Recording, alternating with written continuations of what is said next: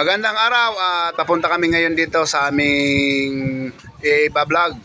Shout out dyan sa Original Bulang Vlogger at shout out dyan kay Ma'am Mopelia Malong, shout out dyan kay Ma'am Gina CCTV at The Quiz. Shout out dyan kay Ate Elma Balderrama, shout out po. Shout out din sa aking makasaman dyan, Gem Channel, Bongs Vlogs The Mechanics, shout out Gusim Family Vlogs, Percival Nares, Jadeline Vlog, Tetla Bitag, Larry Hilario Lacuachero, shout out Mabstans Vlog, Nels TV, Rose France Vlog, shout out. Sa aming lakad ay sana mayroon kaming pupuntahan, pero biglang nakiusap sa akin si nanay na kung pipili ko daw makita ang kalagayan ng kanyang kapatid, at kaya sinamahan ko siya. Si mama mo. Mama, dito ayun. Ikaw mo. Estudyante siya na sa'yo. Ayun, at papasok tayo dito ngayon.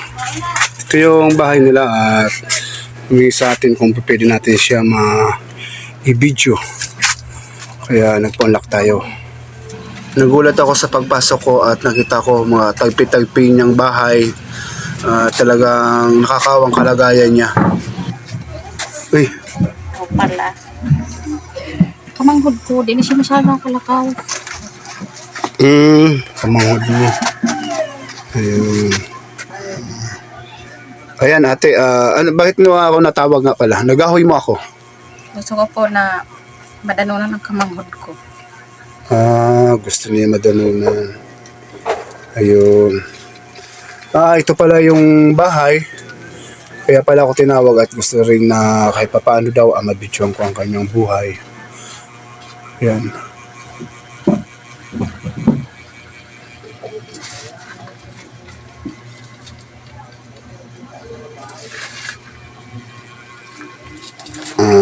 Ate, ano mamatian mo? Luwa ko na sikid ako nakalakaw. Okay lang ha, na mabidyo na ito ha. Okay. Ayun. Napilayan ako sa miti sa likod. Nagbatog ang pilay mo dahil sa nano? Sa anong dahilan? Nagtatrabaho. Hanlas ako. Tapos batog sa to, napilayan ako, napabayaan ko. Wala na ako sa nagparakulog na ini. Wala na ako makatrabaho. Napakatrabaho. Dati, trabaho mo? Trabaho. Naglalabada. Kung ang tatrabaho na matatrabaho. Salamat man pala kita kay ate.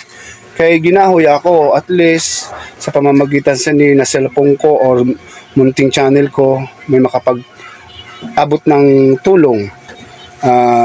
Ate, ano nga pala pangalan? Rochelle po. Rochelle. Hitosis. Ayun. So kapatid nyo, pangalan? Jen Bautista. Jen Bautista. Ayun. At ito nga pala si nanay, nagpaabot ng kanyang hinaing na sino mang may ginintong puso na pwede pang makatulong sa kanya dahil ilang buwan na or taong ka na nakaganyan. 3 na taon. 3 taon. 3 taon di ka na nakakabangon. Paano yung pagkain sa araw-araw? Ang pagkaon sa araw-adlaw? Na lang sa mga kamaranghod ko. Dadanunan ako sa mga kamaranghod ko kung may idaranon. Kaya wala man. Minsan, diyo lang. Ay, salamat pala sa imo ate.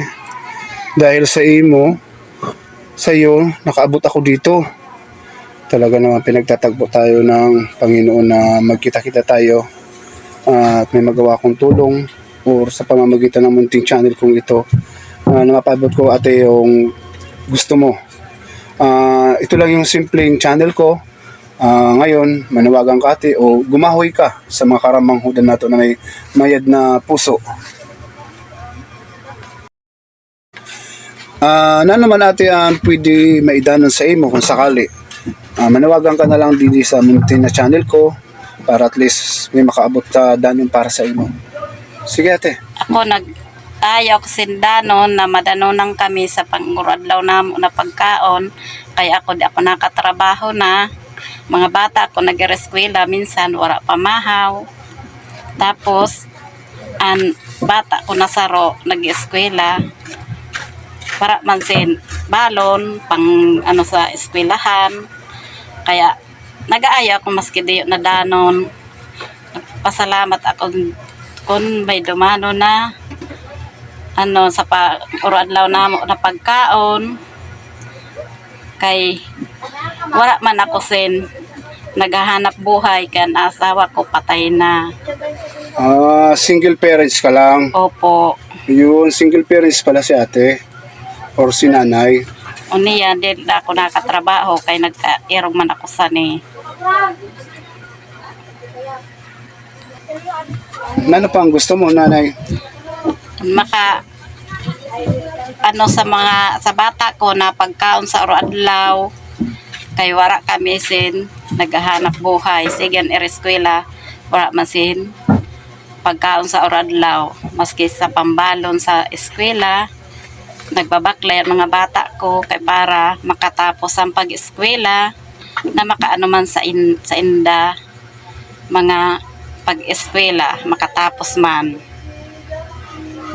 Yun. Naghahangad pa rin si nanay, nangangarap na kahit sabi hirap sa buhay or pagal na sa buhay, naginguha pa na madanunan pa ang bata niya sa paraan na kakayahan niya ang mag-ayo na lang sindanon o humingi ng tulong para lang daw sa pagkain ng kanyang anak sa araw-araw. Kahit wala ng baon, pagkain lang daw sa pang-araw-araw na ha, pagkaon lang ha. Opo. Yun, pagkain lang daw sa araw-araw ang hinihingi ni nanay sa sitwasyon niya. Ito yung katayuan ni nanay, 3 taon na kayo di nakakalakad, ano? Opo. 3 taon na hindi nakakalakad si nanay. Ito yung munting higaan nilang mag-anak or mag-ina. Kasi si nanay ay single parents na. At sa munting bahay na ito, nandito na yung lagayan ng kanyang mga damit. Ayan, nakasabit na lang yung iba. At pinagtagpi-tagping mga plastic na sa lagayan ng ice cheese. Ayun, at isang maliit na ceiling fan. Ito yung kabuuan ng kanilang bahay at mismong dito sa higaan niya ay kalapit na rin niya yung kanyang mapagsasaingan. Yeah. At sana sa munting channel kong ito makagawa tayo ng paraan na matulungan man lang natin ang ating butihing nanay na walang iniisip kundi ang matulungan man lang kanyang anak. Ang hinihingi naman lang niya ay pagkain sa araw-araw ng kanyang anak. At nagsisikap naman kanyang anak, isang college na ba siya?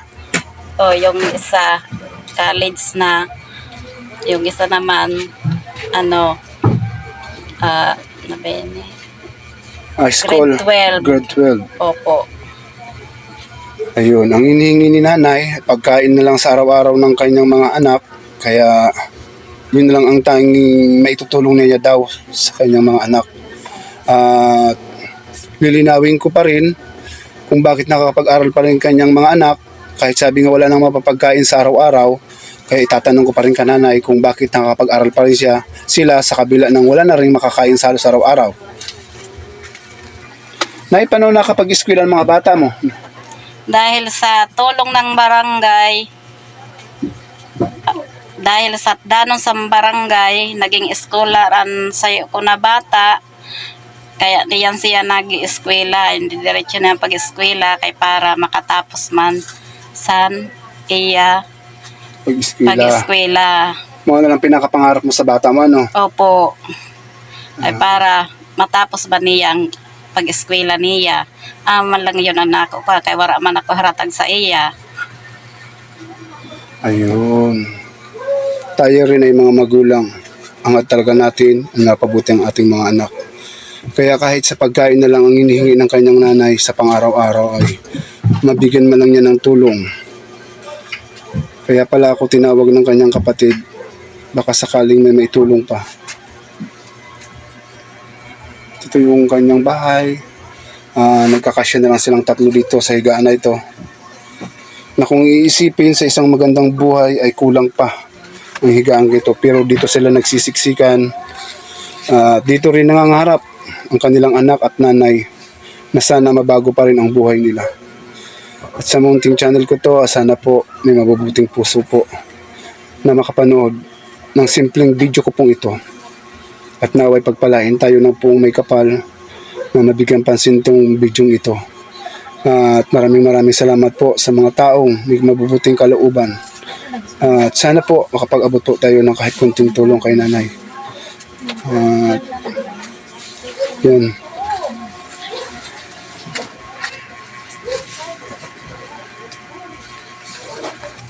At ngayon, muli tayong nagpapaalam ka nanay na sana sa pagbalik ko dito ay mahit papaano madinig man lang ang kanyang hangarin na kahit sa pagkain naman lang daw sa araw-araw. At medyo hindi nakakaya ng puso ko yung sitwasyon ni nanay. Sa likod ng camera na lang natin to ituloy kung anong nararamdaman ko kasi mababaw lang sa ganitong sitwasyon. At hindi rin kaya ng loob ko na basta na lang iiwan ko si nanay ng ganito. At alam ko, babalik ako dito at gagawa tayo ng paraan kung paano kahit paano yung inhingi na nanay na kunting tulong o pagkain man lang ay mapabutan natin. At sana sa mga mabubuting puso po, makapagbigay po ng pansin dito kay nanay na 3 taon na siyang hindi nakakalakad. Ang tanging hinihingi naman lang niya ang masuporta ang kanyang anak kahit sa pag-ahin sa araw-araw. At nangingi na rin niya ng tulong yung pag-aaral ng kanyang anak na naging scholar rin ng barangay. Kaya sana mabigyan pansin pa rin to, makulang kanyang pang-araw-araw kahit man lang daw pagkain. At sa muli, maraming salamat po sa nagtitiwala sa aking munting channel. At sa muli, God bless po sa inyong lahat.